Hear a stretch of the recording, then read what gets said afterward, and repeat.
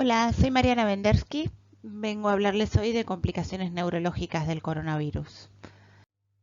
Como ustedes saben, el coronavirus no es solo una enfermedad respiratoria. Esto fuimos aprendiendo durante el 2020, que en verdad cada vez más se reportan manifestaciones neurológicas asociadas a COVID a medida que la pandemia progresaba.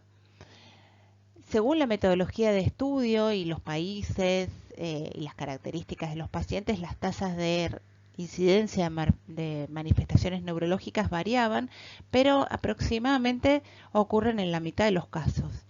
Piensen ustedes que en la escala de la pandemia actual, los miles y millones de personas que están infectadas, que la mitad de esas tengan síntomas neurológicos, es un montón. Hay pocos reportes de lo que pasa a nivel neurológico con el COVID en Latinoamérica. De hecho, hay solo 3. Hay uno en México y 2 de Argentina. Estos son los 2 argentinos. Uno es un registro puramente epidemiológico, digamos, sacado de la base de datos del CISA, donde veían quién decía que tenía algún síntoma neurológico. Y este es un registro hecho por neurólogos, donde consignábamos cada vez que alguien nos consultaba por algo neurológico. Y después no hay mucho más por ahora, a la fecha. Seguramente van a aparecer más cosas. La verdad es que el coronavirus puede comprometer cualquier parte del sistema nervioso, tanto por efecto directo del virus, como por respuesta sistémica a la infección, o por combinación de complicaciones de enfermedades sistémicas. También puede ocurrir como inflamación para o postinfecciosa del sistema nervioso, sus vasos y sus nervios, o en forma de lesiones desmielinizantes, también en forma tardía en general. También pensemos que la hipoxemia, los trastornos metabólicos por insuficiencia orgánica y por efectos de la medicación en pacientes con COVID grave también pueden llevar a encefalopatía. Bueno, ¿cómo es que el COVID invade o afecta el sistema nervioso? Ustedes saben que es un coronavirus que en su superficie tiene una proteína que se llama proteína Spike, que es la que se usa como blanco de las vacunas, por ejemplo, que hoy nos estamos poniendo. Y esta proteína Spike se une a un receptor de enzima convertidora de angiotensina 2, que le vamos a decir AC2. Este receptor AC2 está en un montón de lugares, ahora les voy a contar, pero una vez que el virus se une a este receptor, la célula lo internaliza, lo mete adentro y una vez adentro de la célula, el virus se replica y usa la maquinaria de la célula para producir más copias de sí mismo y contagiar. Como les contaba, hay muchos tejidos que expresan AC2, el cerebro en distintos lugares, pero fíjense también el tubo digestivo en un montón de lados, esófago, estómago, colon, intestino delgado, y por eso las manifestaciones digestivas que tiene a veces el virus. También, bueno, por supuesto el pulmón, tanto el epitelio respiratorio como las células alveolares tipo 2, y lleva esto al síndrome de estrés respiratorio agudo y a la falla respiratoria. El corazón también expresa AC2, los cardiomiocitos sobre todo, y esto puede producir una variedad de problemas como infarto, falla cardíaca, miocarditis y arritmia. El riñón también, por lo cual puede dar insuficiencia renal, puede dar insuficiencia hepática porque también en el hígado. Y la vasculatura, esto es importante, que está en todos lados, los vasos, las células endoteliales y el músculo liso, llevando a disfunción endotelial, inflamación de los vasos, trombosis, micro o macrotrombosis y vasoespasmo. Entonces, una de las hipótesis de cómo afecta el COVID a nuestro sistema nervioso es por disfunción de este sistema renina-angiotensina cuando se une al AC2. La AC2 convierte a la angiotensina 2 en angiotensina, que tiene propiedades vasodilatadoras, antiproliferativas y antifibróticas. Al unirse el virus a este receptor, este sistema empieza a funcionar mal y esto trae consecuencias cardiovasculares y cerebrovasculares. En el sistema nervioso hay varias partes que expresan AC2, ¿sí? Como por ejemplo partes del lóbulo frontal, del lóbulo temporal, los ventrículos, ¿sí? Toda la parte interior de los ventrículos expresa AC2, el bulbo olfatorio, la parte posterior del cíngulo, la sustancia nigra y partes del bulbo, sobre todo la parte del fascículo solitario y el núcleo del vago. También un montón de células del sistema nervioso expresan este receptor, tanto células de la glía, astrocitos, oligodendrocitos y microglía, como neuronas. Otro mecanismo por el cual produce daño es el mecanismo de disregulación inmune. Vieron que los pacientes empiezan a tratar de defenderse de este virus como pueda, el sistema inmune de cada uno, y en algunos casos digamos que esta respuesta inmunológica es exagerada y termina produciendo más mal que bien. De hecho, lo que ocurre, y nosotros lo vemos muchas veces a la semana de iniciado los síntomas, es que aparece una tormenta de citoquinas con fiebre persistente, marcadores inflamatorios en el laboratorio y citoquinas elevadas. Esto, como les decía, no es inmediato, aparece en el transcurso de la primera semana y es la explicación por la cual muchos pacientes en esos días empeoran. Esto puede causar una alteración del estado de conciencia por sí mismo y también puede asociarse con trombofilia. La activación del complemento también puede producir una lesión microvascular trombótica en pacientes con COVID grave. Bueno, ¿cómo puede ingresar al sistema nervioso? Una de las vías de ingreso es a través de la mucosa olfatoria.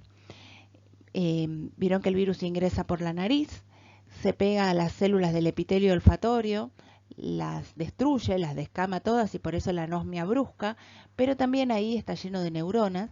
Entonces viaja en forma retrógrada por estas neuronas hasta llegar al bulbo olfatorio y de ahí también en forma retrógrada hasta llegar a todas estas partes que decíamos del sistema nervioso.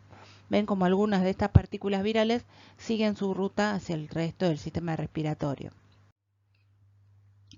Bueno, ¿se puede diseminar a través de los axones? Sí, se disemina a través de los axones. Cuando se produce la endocitosis de las partículas virales, van rápidamente por los axones hacia atrás. ¿Sí? No tiene ningún problema en viajar a través de los axones. Y por eso llega a esos lugares que están un poco más distantes, como por ejemplo en el bulbo que mostrábamos, que está el centro respiratorio. Y una vez que afecta el centro respiratorio, se postula que es una de las causas para esta insuficiencia respiratoria tan severa que tienen, no solo por lo pulmonar, sino porque también fallan todos los mecanismos, digamos, del sistema nervioso de control respiratorio. Por eso muchos pacientes también no notan que están hipoxémicos hasta que están muy hipoxémicos, es lo que se llama una disnea feliz. Y esto puede producir a largo plazo quizás alguna cuestión isquémica cortical cerebral. Otra manera de diseminarse es a través de la barrera hematoencefálica y lo pueden hacer de dos maneras.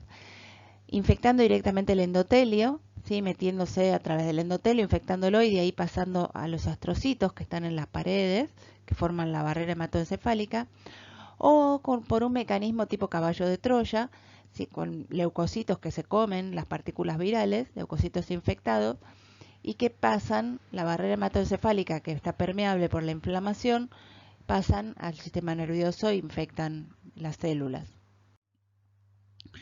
Bueno, también, como hablábamos, de la formación de trombos grandes o trombos chiquitos, esta cosa protrombótica que puede producir un estado de accidentes cerebrovasculares o pequeñas isquemias en varios lugares. ¿Qué es lo que produce entonces a nivel neurológico, en orden de frecuencia? El síntoma más común es la cefalea. A veces viene con un síndrome meningio, o sea, fotofobia, rigidez de nuca, etc. El segundo síntoma en frecuencia es la anosmia o la ageusia, ¿sí? O sea, la pérdida de olfato o gusto. Tercero, los síndromes dolorosos, acá incluimos a las mialgias, los dolores musculares, pero también a la alodinia, ahora vamos a hablar de eso. Cuarto, compromiso del sistema nervioso periférico, cualquiera, y fíjense que dejamos separado la anosmia y la ageusia, aunque en realidad es un compromiso periférico, porque es algo muy distintivo y como que va separado, ¿no? Otra gente tiene compromiso del sistema nervioso periférico, ya hablaremos. Quinto, compromiso difuso del sistema nervioso central. Por suerte, esto es como que cada vez es más severo, pero por suerte es lo menos frecuente. Encefalopatía, convulsiones, mioclonías, etcétera. Trastornos del sueño también puede haber, en general refieren que tienen insomnio, y accidente cerebrovascular abajo de todo. Todo esto va a depender también un poco de la gravedad de la infección por COVID, por supuesto. En general, las manifestaciones neurológicas en la población general son leves. ¿Sí? Muchísima gente tiene cefalea y anosmia y estas son manifestaciones en general leves. Muy poca gente tiene ACVs o Guillain-Barré vinculados al COVID y estos son en general los que tienen formas más severas y son manifestaciones más severas. Bueno, hablemos un poco de la cefalea del COVID. Hay una cefalea muy característica que se da durante la fase aguda, que es una cefalea pulsátil u opresiva, que a veces empeora al inclinarse y que en muchos casos asocia foto o fonofobia. Es parecida a la cefalea que tienen las meningitis virales, pero en este caso a varios pacientes se los ha punzado y no se encuentra nada en el líquido, ¿sí? Tienen este dolor de cabeza muy característico. El dolor lo describen como occipital o muchas veces retroocular, parecido al del dengue. Y la verdad es que como tiene características similares a las de la migraña, lo que piensan es que hay una activación del sistema trigémino vascular por inflamación o por invasión directa del coronavirus. Y de hecho, esta cefalea es bastante refractaria a los analgésicos comunes, no suele andar con paracetamol, ibuprofeno, naproxeno, aunque empiezan siempre por ahí, a veces terminan tomando ketorolac o lo más efectivo, aunque no esté escrito en ningún lado, es tratarlos con corticoides, con dexametasona como si fuera un estatus migrañoso. Con eso realmente se logra que ceda esta cefalea aguda. Después, algunos quedan con cefalea crónica. ¿Sí? Gente que quizás no tenía cefalea o que tenía una cefalea esporádica y de repente se hace constante. Esta cefalea sí ya está descrita previamente como una cefalea crónica que inicia luego de infección viral, está en la clasificación de cefaleas. Y bueno, y en estos casos es bilateral, constante y de intensidad moderada severa. Segundo síntoma en frecuencia es la anosmia. Esto es algo bastante característico del COVID, una anosmia súbita sin rinorrea, y es muy llamativo, los pacientes les llama mucho la atención. En verdad, bueno, lo que ocurre, como les decía, es una descamación masiva y rápida del epitelio olfatorio.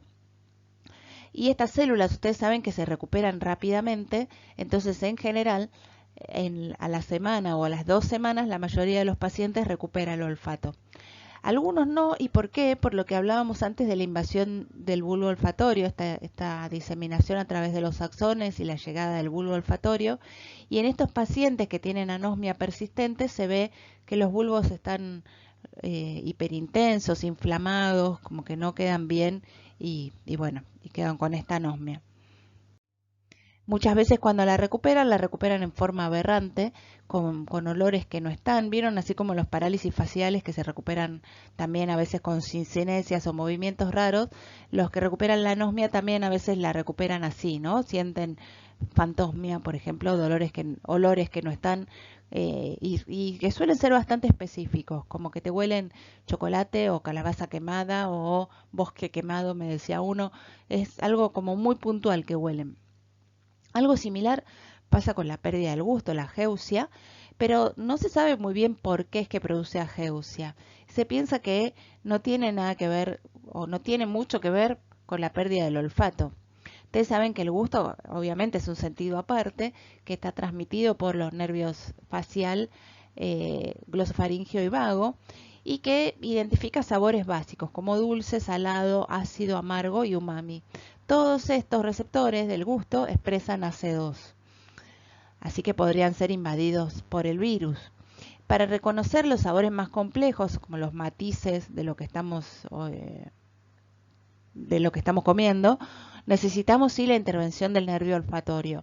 Pero muchas veces estas personas dicen que no es por la pérdida del olfato que no tienen gusto, sino que de hecho recuperan quizás el olfato y el gusto no lo recuperan, o pierden un sentido y no pierden el otro. Bueno, los pacientes que se recuperan del trastorno del gusto también lo van recuperando por separado, entonces primero empiezan a identificar sabores básicos, como por ejemplo el salado primero, después las cosas dulces, después las ácidas, después las amargas. y la mayoría recupera en forma independiente el olfato. Otros quedan con ageusia persistente también. Así que se plantea que la fisiopatología sería independiente y que va por distintas vías nerviosas. En tercer lugar tenemos a las mialgias. ¿Sí? Los pacientes, como en otros cuadros virales, cuentan que tienen dolores musculares, especialmente cuentan en los miembros inferiores y en el dorso. Esto es bastante común en infecciones virales, pero como era un síntoma tan frecuente, algunos investigadores decidieron ver si había una miositis viral concomitante y vieron que no. Se hicieron biopsias, hicieron CPK y demás, y no había miositis, salvo en algunos reportes aislados de algunos pacientes que sí tenían miositis viral, pero la mayoría no. Estas mialgias ocurren inmediatamente antes o al inicio de las manifestaciones respiratorias y en general la CPK está normal, ¿sí? Salvo, como les decía, estos pacientes aislados que tuvieron miositis. Otro síntoma doloroso que se asocia es esto que hay que interrogarlo especialmente, ¿no? Como alodinia o hiperestesia. Vieron que cuando los pacientes tienen fiebre, o seguramente alguno de ustedes tuvo alguna vez, sienten como que la piel les molesta el roce de la ropa. ¿Sí? Es una alodinia vinculada en ese caso a la fiebre. Bueno, estos pacientes la cuentan, esa misma alodinia o hiperestesia, sin tener fiebre. Y probablemente esté vinculado con la tormenta de citoquinas y la activación de los macrófagos. Las citoquinas se reconocieron previamente como importantes en el desarrollo de alodinia y de hiperalgesia. Otra hipótesis para el dolor en estos pacientes es que la neuroinvasión afectaría neuronas y microglía de la médula que expresan AC2. Entonces, al disminuir la enzima en ambos tipos celulares, aumentaría la angiotensina 2, que es proinflamatoria y proalgésica, y por eso tendrían como una mayor predisposición al dolor. Bueno, también hay complicaciones neuromusculares, por suerte no tan frecuentes, ¿sí? El Guillain-Barré, por ejemplo, parece ser una complicación poco frecuente, tanto el Guillain como sus variantes, Miller-Fisher, Parson-Turner, etc. En general es como cualquier otro Guillain-Barré postviral, empieza a los 5 o 10 días después de la infección. La única diferencia quizás que se ha visto en las series de pacientes con Guillain post-COVID es que no tienen tanta disautonomía como otros Guillain, pero en general es bastante parecido a otros Guillain. Sí se ha visto mucha polineuropatía de paciente crítico en pacientes que están en terapia, digamos, no es por efecto del COVID en sí, pero porque están en terapia prolongada, en ARM.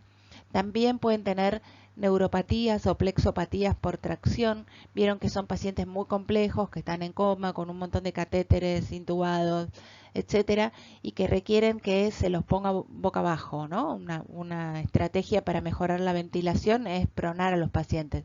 Bueno, esto es bastante complejo y más de una vez pasa que algún brazo queda mal colocado y se produce una tracción del plexo o de algún nervio, o algún nervio que queda atrapado en el fragor de la batalla, digamos, queda contra el borde de la cama y tiene alguna neuropatía, como cualquier paciente crítico, digamos. También hubo, sí, por el COVID, reportes aislados de mononeuropatías craneales, de parálisis faciales o de parálisis de tercer par en forma aislada. En cuanto a las complicaciones cerebrovasculares, parecen no ser tan frecuentes como se pensaba al principio de la pandemia. En verdad empezaban a aparecer reportes de muchos pacientes con ACV en los principales epicentros de la epidemia, pero eran poblaciones de pacientes especiales, quizás pacientes todos con formas graves o pacientes todos viejos. Entonces, al final, cuando se hizo un análisis más global de eso, se vio que no era tan frecuente como se pensaba. Sí existe y es una complicación, pero no es tan frecuente, y que depende mucho del grado de severidad que tenga la infección por COVID. Entonces, puede ir de menos del 1% en pacientes con enfermedad leve, o sea, bastante baja, hasta el 6% en pacientes en cuidados intensivos. Cuando tienen ACV, se produce de 1 a 3 semanas después del inicio de los síntomas de coronavirus. Y pueden ser isquémicos, como decíamos, por este estado protrombótico, también pueden ser hemorrágicos o pueden presentarse también como trombosis venosa. Las isquemias también pueden presentarse como déficits no focales, como digamos una isquemia difusa, o pueden afectar múltiples territorios vasculares, o sea, presentarse como encefalopatía. Bueno, como les decía, se asocia el coronavirus a un estado de hipercoagulabilidad, se han visto trombos malignos, se ha visto gente que trataban de hacer trombectomía mecánica o trombolisis después de una ACV y que rápidamente volvían a hacer el trombo, ¿no? Como un estado de hipercoagulable tremendo. Esto se refleja en los niveles elevados de dímero D, que es un marcador de recambio de trombos, que se usa como patrón, digamos, de gravedad del COVID. Y muchos pacientes en las primeras semanas de la enfermedad tienen niveles elevados de dímero D alto, sobre todo los que están más gravemente afectados, y esos son los que más riesgo tienen de complicaciones trombóticas. También habíamos visto que puede afectar el corazón, puede dar arritmia, insuficiencia cardíaca, infarto de miocardio, entonces también podrían tener un ACV cardioembólico. Bueno, algo que sí es frecuente, pero solamente en los pacientes que están graves, es la encefalopatía. ¿Sí? Hasta el 2/3 de los pacientes que tienen COVID grave están encefalopáticos. De hecho, puede ser el síntoma inicial, el deterioro del sensorio, puede ser el síntoma principal y el único. Piensen en un paciente anciano que de repente hace un deterioro del sensorio sin otro síntoma, quizás sin fiebre ni nada más. Bueno, habría que hisoparlo y pensar en COVID, porque puede ser su primera manifestación de enfermedad. La etiología de la encefalopatía en estos pacientes en general es multifactorial. ¿Sí? Pueden tener, como cualquier otra encefalopatía tóxica metabólica, una encefalopatía, digamos, por hipoxia, por hiponatremia, por, digamos, todas las complicaciones que tiene un paciente que está en este estado crítico. Pueden tener signos piramidales, también convulsiones, igual que cualquier otra encefalopatía. Lo que se vio es que estos pacientes con encefalopatía por COVID en general no tienen inflamación cerebral en la resonancia ni en el análisis del líquido cefalorraquídeo. Y el electroencefalograma muestra hallazgos inespecíficos, o como mucho, digamos, un enlentecimiento generalizado a predominio frontal. Bueno, hay algunas definiciones relativamente nuevas. A medida que la pandemia progresa, vamos aprendiendo un poco más, ¿no? Hablamos de COVID agudo cuando los síntomas son durante las primeras 4 semanas. Luego hay una forma que se llama persistente, ongoing, ¿no? Que hay gente que queda con síntomas entre 4 y 12 semanas, quizá no todos los síntomas, pero pueden quedar con los síntomas respiratorios, con la cefalea, con la anosmia. Y luego hay gente que cuenta síntomas más allá de las 12 semanas. ¿Sí? Estos son gente que empezamos a ver al final del año pasado, que se llama long COVID o post-COVID, y es como un síndrome nuevo. Y mucha gente lo tiene y hay que prestarle atención, aunque todavía no sepamos exactamente la causa y cómo manejarlo exactamente. ¿A qué llamamos long COVID? Bueno, a todo lo que dura más de 12 semanas y puede tener manifestaciones neurológicas o no neurológicas. Dentro de lo neurológico, una queja frecuente es la disfunción cognitiva. En general, lo que te cuentan es una especie de niebla mental, brain fog le dicen. Es como que no se pueden concentrar, que no están tan rápidos como antes. Lo que se llama un síndrome disejecutivo, ¿sí? O sea, en verdad uno hace las pruebas cognitivas y no encuentra más esto que un déficit atencional y ejecutivo, como si fuera una disfunción del lóbulo frontal. En muchos pacientes que estamos viendo, esto es algo transitorio, pero a otros todavía les dura. Las resonancias son normales en estos pacientes, ¿sí? Obviamente que si uno hace una resonancia y encuentra un daño isquémico, bueno, ni hablar. ¿Cuál es la causa? No sabemos. Puede ser esta hipoxemia feliz que tuvieron en su momento, como decía, sin disnea, que haya bajado la saturación en algún momento, durmiendo, X, o estos tejidos del sistema nervioso que expresan AC2 que hayan sido dañados, pero bueno, no se ve nada en la resonancia como para justificar. Algunos pacientes, como decíamos, quedan con esta cefalea crónica, posviral, y otros quedan con síntomas más como inespecíficos, como parestesias, entumecimiento, bueno, el olfato, el gusto, que no lo recuperan a pesar de haber pasado 3 meses, mialgias, mareos, dolor, visión borrosa, tinnitus. Todos estos síntomas, sacando la geusia, la anosmia, también se vio después de las otras pandemias que hubieron, como la gripe española o la gripe rusa, o el otro SARS que tuvimos. Y en una época se los englobaba bajo el término neurastenia, ¿no? Eran pacientes que tenían todos estos síntomas inespecíficos, bueno, y quizás tengan algo en común con el síndrome de fatiga crónica posviral. Habría que buscar cuál es la fisiopatología y cómo se los puede ayudar, pero por lo pronto saber que existe, que no están fingiendo, digamos que es algo real. También hay síntomas no neurológicos todavía más difíciles. Miren, fatiga, por ejemplo, fatiga crónica. Dificilísimo que esto te lo cubra, por ejemplo, una ART, pero sin embargo es un síntoma del long COVID. Depresión o ansiedad, bueno, sensación de falta de aire o dolor de pecho, aunque hayan quedado bien de los pulmones, insomnio, variaciones en frecuencia cardíaca y presión arterial o síntomas gastrointestinales. Todo esto lo estamos viendo y veremos a dónde nos conduce y cómo se maneja, pero toda esta gente está consultando y hay que prestarle atención. Bueno, en resumen, por el COVID podemos tener dos tipos de síntomas neurológicos, algunos potencialmente incapacitantes o mortales, como el Guillain-Barré o las complicaciones cerebrovasculares o la encefalitis, y otros menos devastadores, como cefalea, anosmia, mialgia, pero que son los más frecuentes. Estos síntomas más frecuentes, llamados síntomas menores, en algunos casos continúan durante más de 12 semanas y forman parte de lo que se llama long COVID. También tenemos que estar atentos que empezaron ya a aparecer algunos síntomas neurológicos luego de las vacunas. Como otras vacunas, ¿sí? Pueden dar trastornos neurológicos vinculados a la activación inmune, como por ejemplo Guillain-Barré o mielitis transversa o desmielinización central. Bueno, y tenemos que estar atentos a esto también. Esto implica que van a haber grandes cantidades de personas con síntomas neurológicos nuevos que necesitan atención médica y por eso es importante que sepamos también las manifestaciones neurológicas que tiene esta enfermedad. Bueno, si quieren leer más, este es el registro nuestro que sale en la revista Neurología Argentina. Este es otro interesante en JAMA que hace un resumen de la fisiopatología de las manifestaciones neurológicas. Y por último, uno incipiente que empieza a describir algo sobre el post-COVID. Muy bien, les dejo mi correo para cualquier consulta. Muchas gracias.